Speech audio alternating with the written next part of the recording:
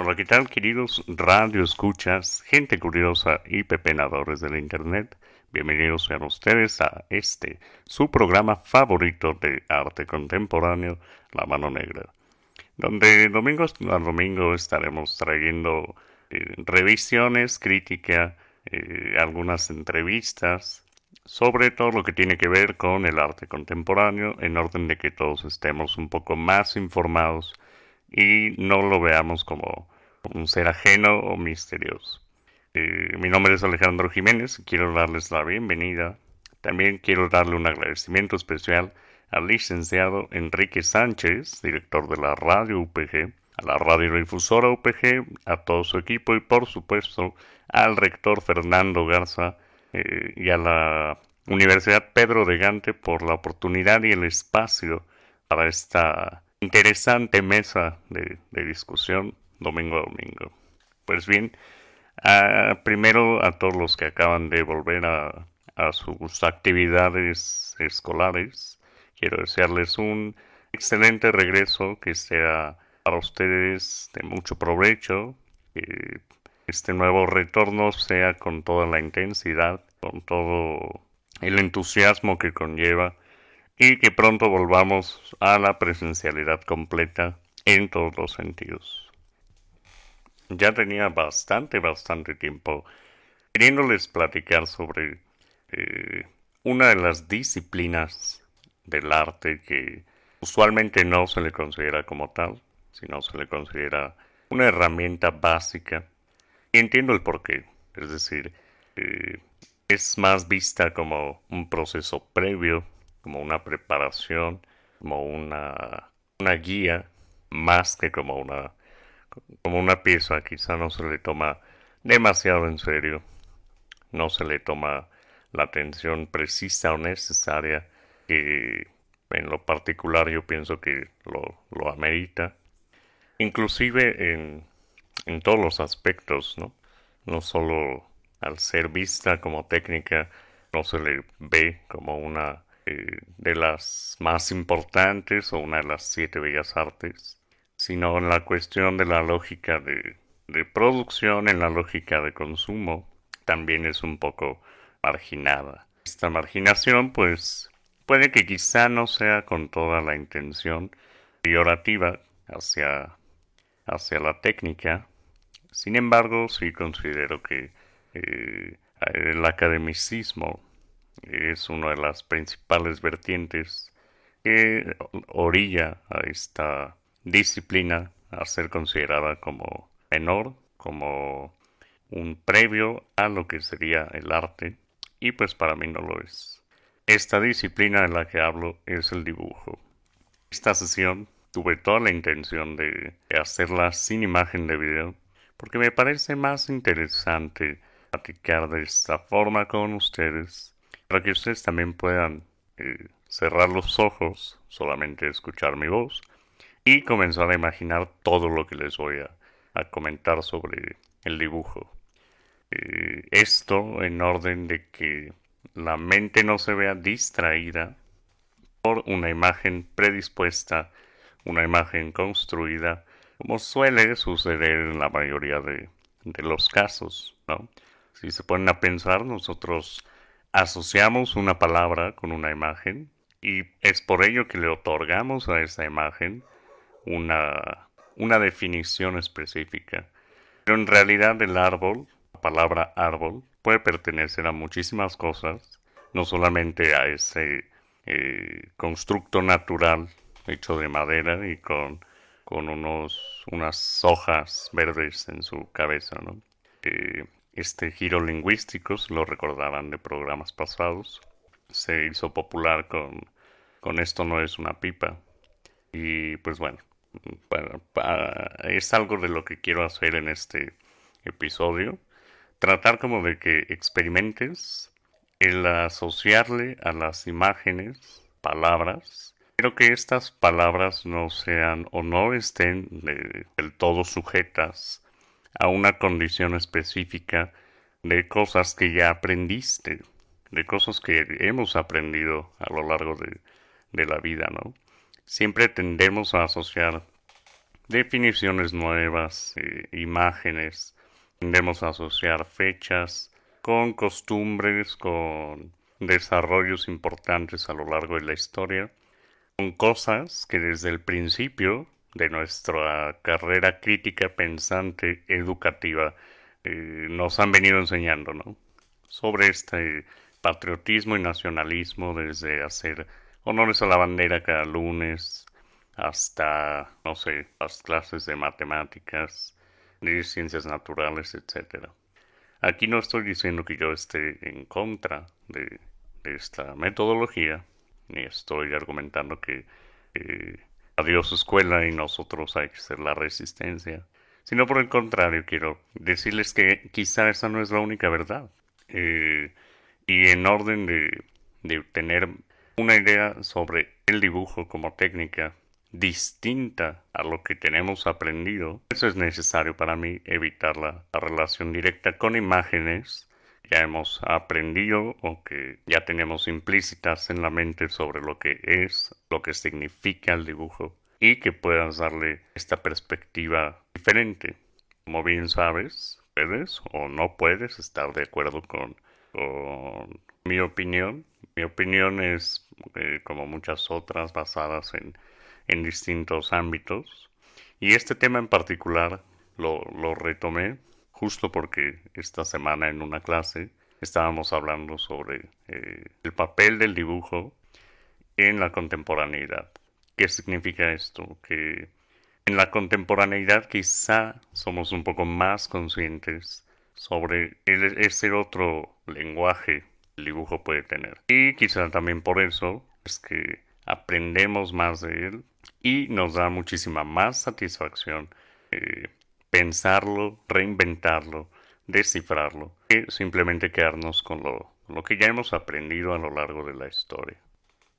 Para que se den una idea de qué es de lo que estoy hablando, aquí tengo una definición encontrada en Google, lo más básico, en donde podemos encontrar lo siguiente, cito. Desde los inicios de la humanidad, el ser humano ha tenido la necesidad de plasmar todo lo que le rodeaba, su naturaleza, su manera de vivir, entre otros. En ellos encontramos el lenguaje del dibujo, un lenguaje universal que les sirvió para inmortalizar sus testimonios, relatos gráficos, etc. Más abajo dice algo que me pareció pertinente mencionar aquí porque es básicamente a lo que me refería, donde mencionan a Giorgio Vasari, famoso pintor italiano e historiador del arte, en donde le llama al dibujo el padre de todas las bellas artes. Hacia abajo ponen afirmación que tiene fuerza considerando que toda expresión artística, ya sea la pintura, escultura, música, danza, literatura y cine, empiezan con un dibujo, boceto, esquema o como desee describirlo para luego transformarte en el arte en sí. Esto me parece muy específico y muy limitante. Si de por sí sabemos que definir ya es limitar, y me parece incluso un poco denigrante para la técnica que se le llame, no que el término boceto esté mal, o que el término dibujo esté mal, o que el término trazo esté mal, sino lo que me parece un poco denigrante es que venga después la frase para convertirse en el arte en sí. O sea, aquí ya están definiendo al dibujo como un no arte, como un objeto apenas vivo, apenas preparado, a medias, que quizá en un futuro se transformará en otra técnica que sí pueda ser considerada arte. Esta marginación al dibujo viene, como les comento, del academicismo. Como recordarán de sesiones pasadas, no tenemos nada en contra del academicismo, por el contrario, hay obras que son preciosas, que nos dejaron mucho, son parte irrefutable de la historia del arte y la historia de la humanidad. Y en lo personal no tenemos una guerra, no somos partícipes de esta guerra entre corrientes, ¿no? Pero yo sí considero que el dibujo sufre esta atrofia cuando comienza el academicismo a tomarse muy en serio la mímesis sobre su entorno. El dibujo no crean que es propio de civilizaciones sumamente avanzadas y que podríamos llamarles conscientes. El dibujo se remonta desde el Paleolítico. Todos los dibujos y pinturas rupestres en las cuevas son un tipo de lenguaje gráfico, como lo es el dibujo. En ese sentido, el dibujo tenía otro tipo de intención. Como sabrán ustedes, ellos no consideraban o no tenían la conciencia de lo que era el arte. Fue hasta que nosotros descubrimos este tipo de representaciones en las cavernas que lo denominamos arte. Tengan presente esto, que el arte no siempre es hecho por la persona que ejecuta la técnica, sino por la persona que lo mira. Más adelante explicaré esto. Pero bien, o sea, este tipo de dibujo tenía un propósito específico, un propósito era comunicar, dejar huella, quizá un poco guiar a otro grupo de personas. Quizá era necesario para marcar territorio. Hay muchas teorías.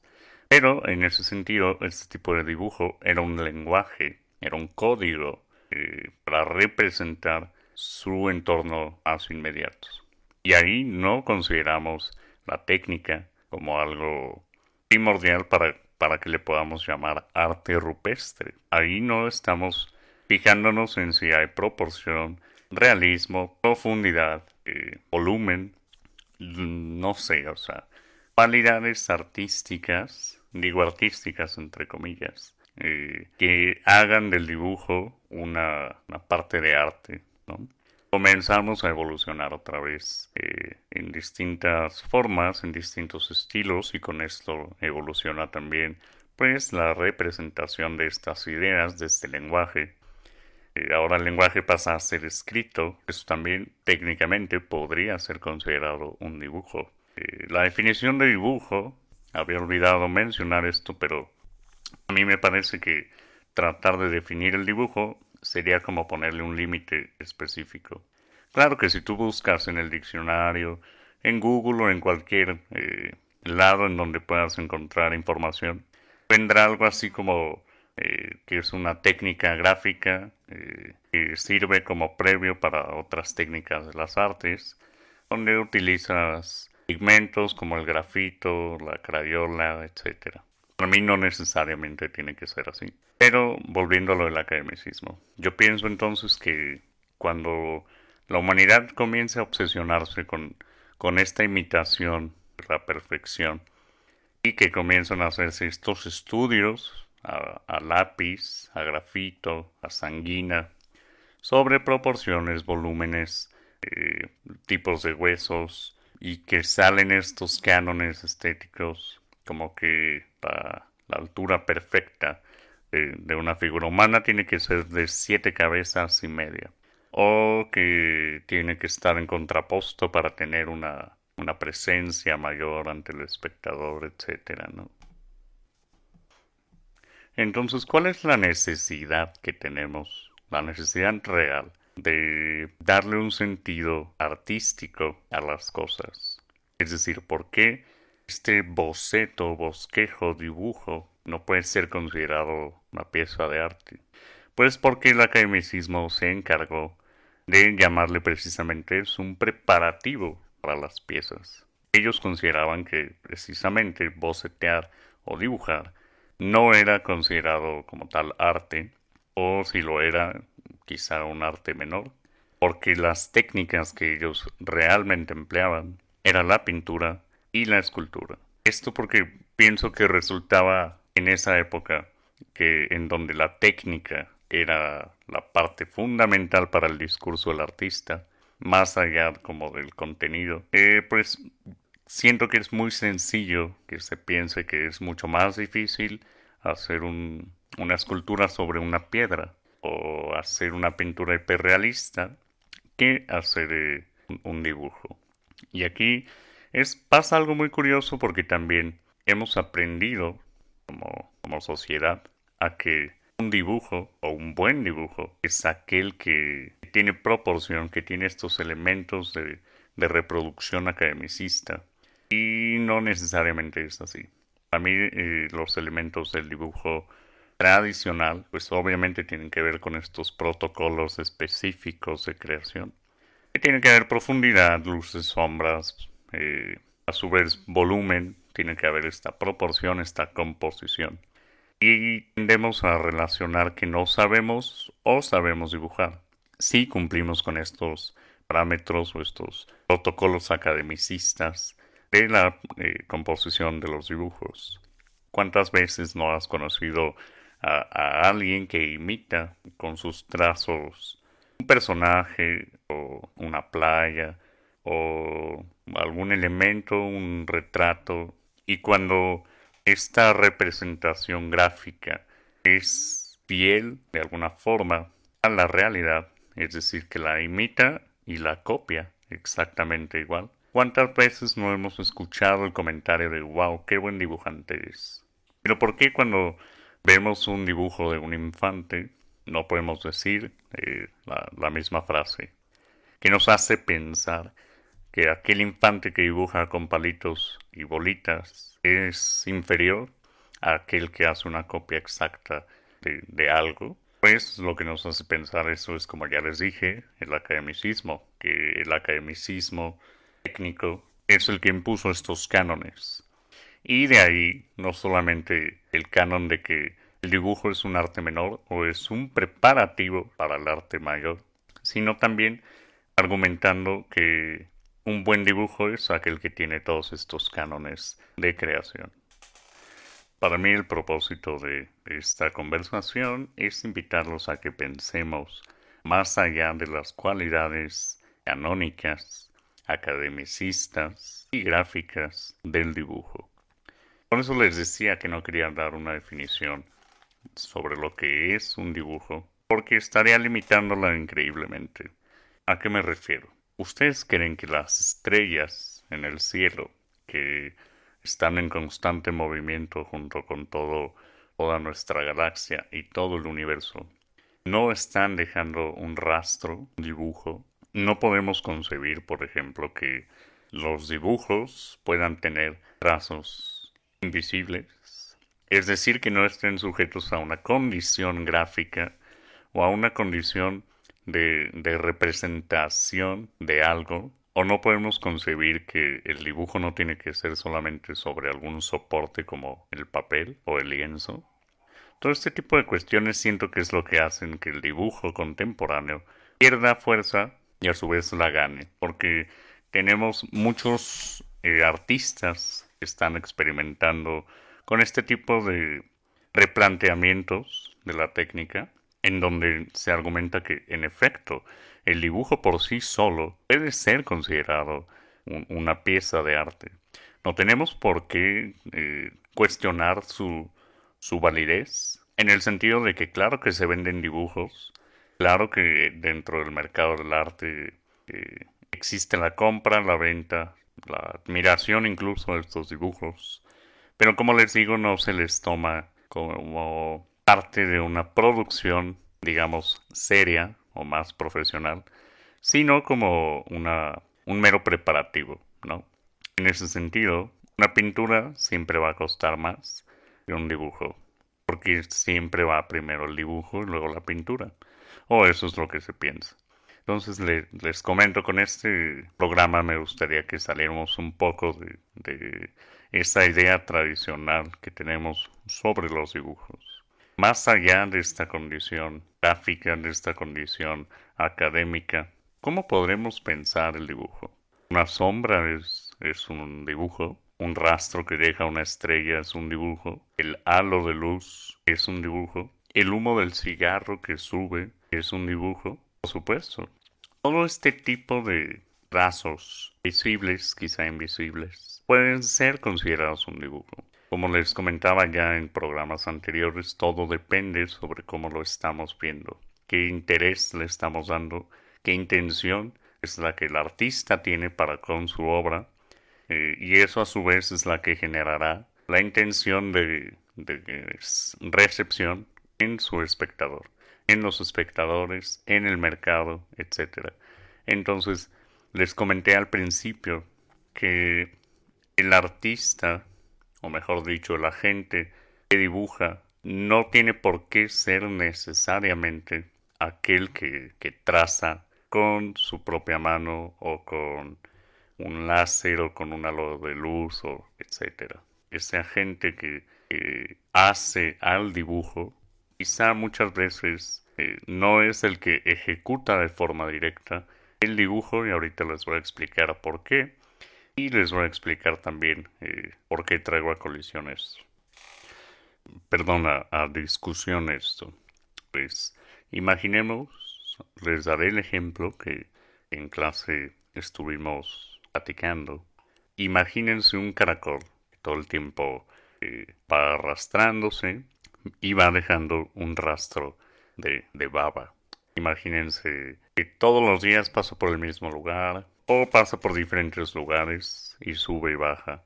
Y a veces su baba queda de un color, a veces de otra. En ese sentido, él no es la persona que está dibujando. Él es el sujeto que está dejando un rastro, en este caso visible, que está trazando de forma inconsciente algo que pudiéramos considerar como un dibujo. En ese sentido, el artista es la persona que observa. Y aquí entendemos que la cualidad del dibujo no es tanto quién la crea, sino quién la mira. Recordemos que parte del arte contemporáneo tiene que ver con esta idea, sobre si no es visto, podemos considerarlo realmente como arte. Y a esta intención le agregamos que el que mira y descubre es el que quizá da vida al dibujo como tal, ¿no? A la técnica. Hay que salirnos de la caja un poco y no pensar que la gente que dibuja tiene que ser el artista únicamente. Claro que hay artistas que trabajan en plena conciencia y son ellos los que hacen esta producción, pero también puede ser el caracol. El caracol evidentemente no es consciente de que está dejando un rastro y muchísimo menos sabe lo que es un dibujo y muchísimo menos sabe lo que es el arte contemporáneo, lo que es esta discusión constante entre el academicismo y el dibujo un poco más experimental. Entonces él no es el artista que hace el dibujo. El artista que hace el dibujo es el sujeto que observa, el que le da la vida a ese dibujo. En ese sentido, es donde podemos encontrar posibilidades prácticamente infinitas. No entiendo por qué. Bueno, quizás sí lo entienda, pero es un tanto molesto hasta cierto punto escuchar que ya se ha visto todo. Y no me estoy refiriendo únicamente al ámbito artístico, sino en general a muchas de las disciplinas. Cuando pensábamos que ya no había nada por descubrir, aparecieron nuevas teorías sobre mecánica cuántica, sobre computación cuántica, sobre la teoría de las cuerdas, sobre universos paralelos. En el arte igual, comenzamos a ver la ruptura, comenzamos después a ver el arte conceptual, etcétera, etcétera, ¿no? Entonces, cuando pensamos que ya no hay cosas nuevas de las que podamos agarrarnos para crear, cuando llegamos a este límite de creación, de investigación, de producción, es cuando más fuertes tenemos que ser para reinventar las cosas. Recuerden que el arte contemporáneo tiene que ser mucho sobre tener la mente abierta y saber diferenciar aspectos tradicionales, escritos, cánones, dogmas, con aspectos contemporáneos que precisamente buscan romper, reinventar estos aspectos que de alguna forma ya limitan, ¿no? Imagínense que en el siglo XXI y hasta el final de los tiempos, el dibujo únicamente pudiera ser hecho sobre papel, con el grafito y con sanguina o con cualquiera de estas herramientas gráficas. Quizá en algún momento de la antigüedad, si tú le hubieras dicho a la gente que podía imprimir dibujos en lugar de hacerlos, te hubieran dicho loco. Y a lo mejor eso hubiera cambiado la perspectiva de ellos sobre lo que es el dibujo, así como cambió la perspectiva para muchos otros. Como recordarán, hace tiempo, hace ya mucho tiempo, Las ilustraciones de los libros tenían que ser a mano porque no existía una forma como de imprimir. Todo era hecho a mano.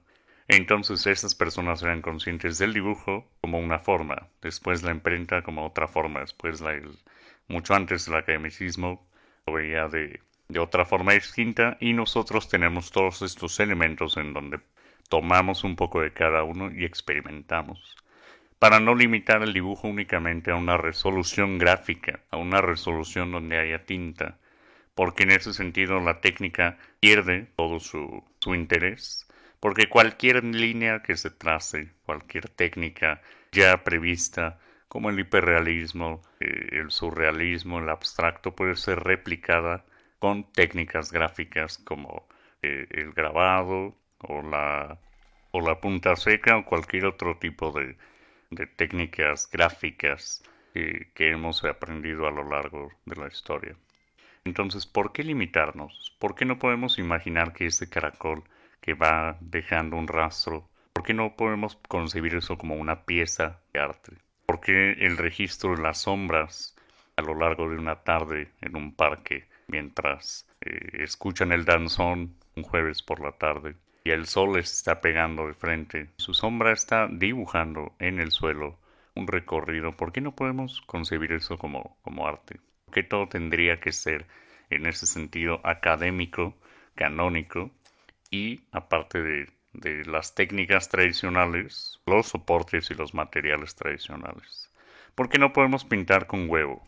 ¿O por qué no podemos pintar con piedras? ¿O por qué no hacer eh, al revés, ¿no? O sea, una escultura con grafito o por qué no podemos pintar sobre grafito con papel. O sea, sonarán a sin sentidos, pero es solamente como para ejemplificar que en este periodo en el que vivimos tiene que haber una diversidad en la creación, conceptualización, reflexión, porque el dibujo también es un lenguaje cognitivo que ayuda al desarrollo cognitivo del mismo. Entonces, ¿por qué no podemos hacer de este ejercicio algo más rico? Pues sí, hay artistas que lo están haciendo. ¿Recuerdan un poco sobre el arte híbrido? Esta pieza se me acaba de ocurrir mencionarla porque es bellísima. Imagínense, es un árbol gigante y como ustedes saben, cuando se mecen las hojas, provocan un sonido en su mayoría de las veces relajante, pacífico, muy propio de la meditación, de la contemplación, de la paz, de la inspiración incluso si lo quieres ver. Este artista lo que hizo fue desarrollar un aparato que pudiese transmitir lo que los árboles estaban haciendo, es decir, los trazos que se forman sobre una hoja de papel. Quizá tú dirás que no acabas de decir que el dibujo no tiene que ser únicamente sobre papel. Pues sí, no es una contradicción, sino él observó el movimiento, el trazo que el árbol crea cuando el viento lo está meciendo. Lo que él trató de hacer fue no guardarse para él mismo esa imagen que en su cabeza estoy seguro que ya estaba clara sobre el trazo que el árbol hace y los dibujos que todos los días todos los árboles están haciendo sobre el aire. Y lo que trató de hacer fue materializarlos en un lenguaje visible. Recuerden que el dibujo es un lenguaje, así como la escritura, este tipo de trazos son un lenguaje. Y el trazo no tiene que ser, ya les dije, hecho con un material específico, sobre un soporte específico, con un contenido específico. Parte de lo que es este dibujo contemporáneo tiene que ver precisamente con romper todo eso, acabar con la lógica de producción. Como ya les comentaba, tendemos a asociar todo lo que vemos con códigos aprendidos, con imágenes aprendidas, con lenguajes, con costumbres. Y todo esto tiene que ver con no quisiera decir un adiestramiento, pero sí un lenguaje colectivo que desde muy pequeños a todos nos han implementado. Sobre tan solo, no sé, que la Malinche es un villano, Miguel Hidalgo es un héroe nacional, etcétera, etcétera, ¿no? O sea, así como aprendemos sobre historia o sobre aspectos canónicos de algunas disciplinas que desde pequeños aprendemos, es así también sobre el dibujo, como les comentaba al principio. Tenemos esta concepción sobre lo que es y no es un dibujo, y sobre lo que es y no es un buen dibujo y un mal dibujo. Estos criterios de evaluación se basan en el naturalismo mimético impuesto por el academicismo. Sé que lo estoy repitiendo, pero necesito que quede bien en claro que no es un buen dibujo aquel que tiene mayor índice de relación con lo que observas y con lo que está en el papel. No es un mejor dibujo aquel que es hecho con grafito y parece una fotografía. Así como tampoco es un mal dibujo unos monitos con palitos y rayitas. En orden de que el dibujo contemporáneo sea mejor comprendido, tenemos que sacar de una vez por todas esta idea canónica sobre el dibujo. Y quiero reiterar que no tengo nada en contra del academicismo. No estoy diciendo que el academicismo no sirva o que el academicismo sea malo per se, sino que el academicismo tuvo su momento de desarrollo, su contexto, su aprendizaje, su evolución, y el artista debe producir en base a su tiempo. Nuestra sociedad es una sociedad fragmentada, la sociedad contemporánea. Entonces, al vivir nosotros en una sociedad fragmentada, donde ya hemos pasado por revoluciones artísticas como la ruptura y después el principio del arte conceptual y contemporáneo, pues tenemos que producir en base a eso.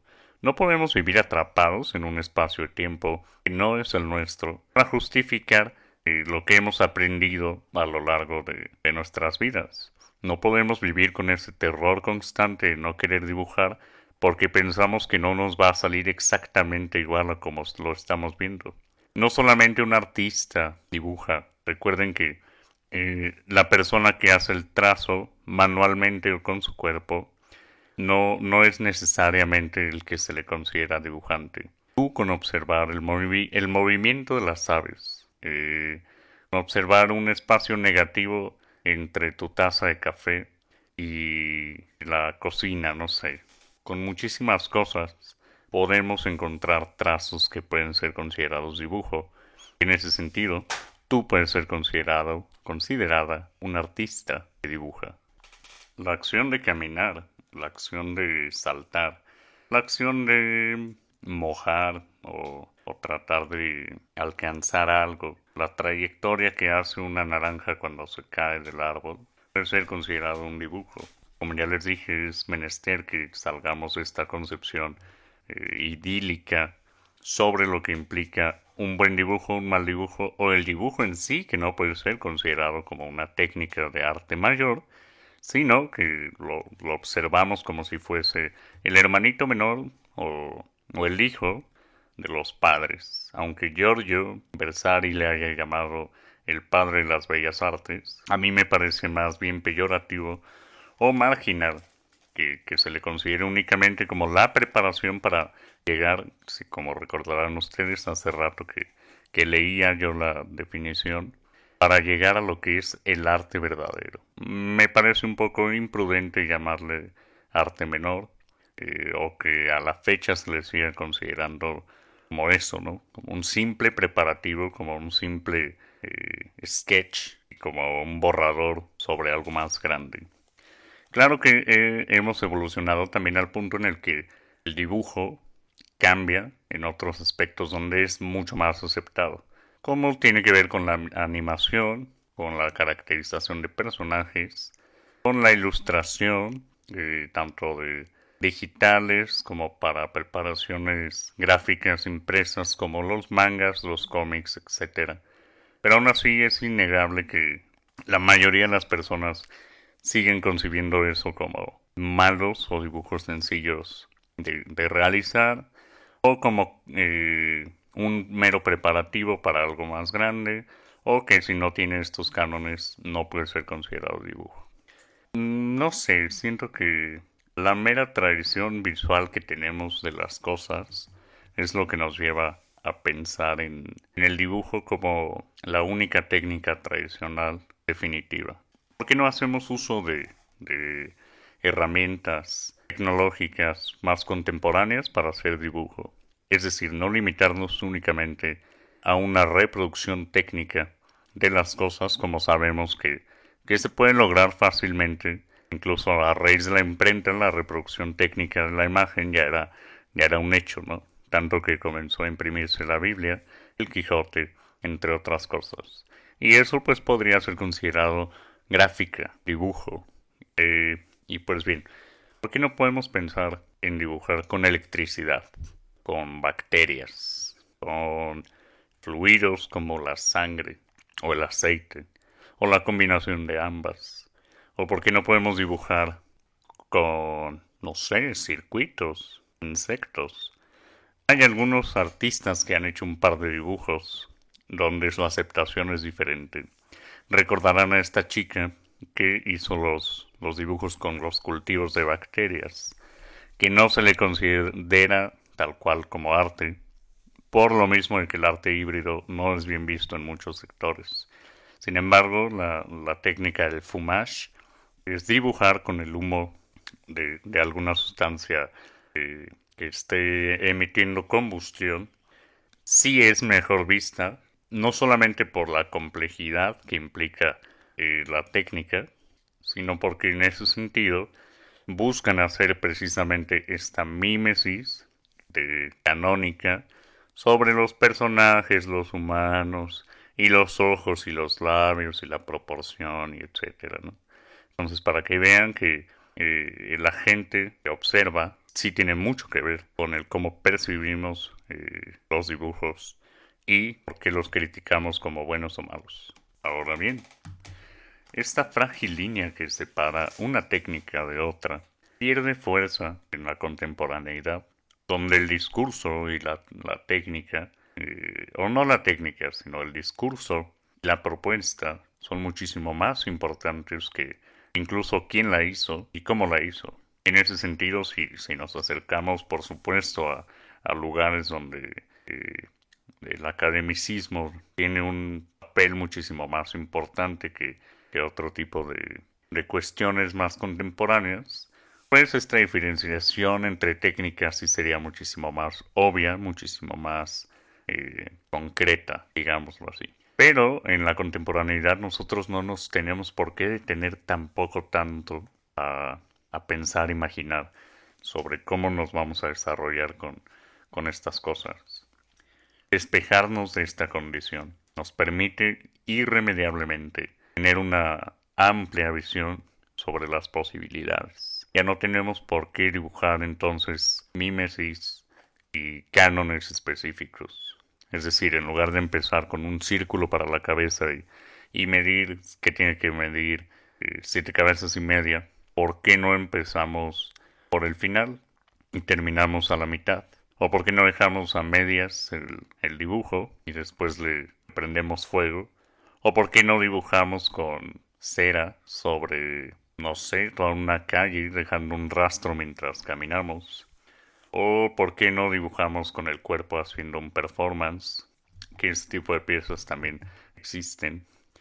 ¿Por qué no dimensionamos que el simple actuar del caminar puede ser una especie de dibujo? Y que a lo mejor en este momento tú no vas a ser el artista agente que le dé la sensación del dibujo, pero a lo mejor pasas por la misma calle todos los días a la misma hora y hay una persona que todos los días te ve pasar por la misma calle al mismo ritmo a la misma hora y ella así es consciente del trazo y del dibujo que tú vas dejando. Entonces como que quería tener esta conversación con ustedes, no tanto para explicarles todas las posibilidades que hay, porque todos seguimos aprendiendo sobre estas posibilidades precisamente. Y pues tenemos que preguntarnos para qué y por qué queremos estas posibilidades. ¿Qué es lo que queremos decir? ¿Hacia dónde queremos llegar con eso? Pero sí quería tener esta conversación para que entendiéramos un poco más sobre estas piezas de arte contemporáneo, porque creo que muchos, si no es que todos, están y estábamos acostumbrados a relacionar a intentar imitar estos formatos tradicionales del dibujo.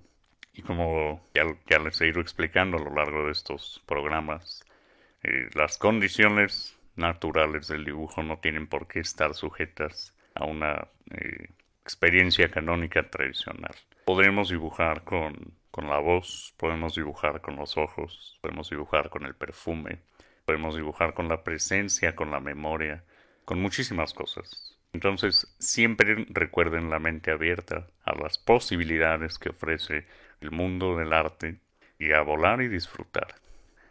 Pues bien, muchísimas gracias por acompañarme esta semana. Espero que al cerrar los ojos y escuchar mi voz hayas podido imaginar todo lo que planteaba, que es como una experiencia que quería lograr, porque así con la imaginación tú también estás dibujando. Un agradecimiento especial nuevamente al licenciado Enrique Sánchez, director de la radio UPG, a la radiodifusora UPG y a todo su equipo. Por supuesto, al rector Fernando Garza, a la Universidad Pedro de Gante, por la oportunidad y el espacio para esta mesa de diálogo y discusión. Mi nombre es Alejandro Jiménez, quiero darte las gracias por estar aquí.